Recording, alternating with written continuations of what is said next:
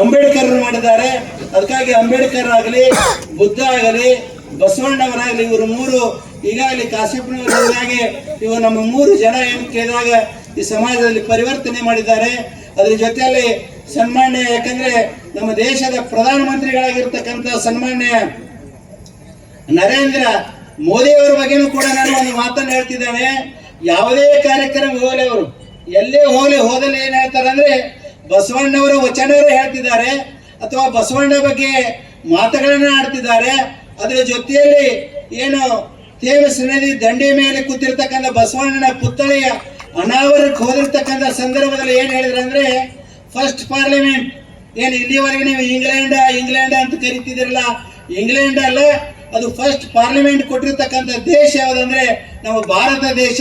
ಅದರಲ್ಲಿ ಕರ್ನಾಟಕದಲ್ಲಿ ಬಸವಣ್ಣವರು ಪ್ರಪ್ರಥಮವಾಗಿ ಏನ್ ಮಾಡಿದ್ರು ಅಂದ್ರೆ ಫಸ್ಟ್ ಪಾರ್ಲಿಮೆಂಟ್ ಕೊಟ್ರು ಅಂತ ಹೇಳಿದವರು ಯಾರಂದ್ರೆ ನಮ್ಮ ದೇಶದ ಪ್ರಧಾನಮಂತ್ರಿಗಳು ಹೇಳಿದ್ದಾರೆ.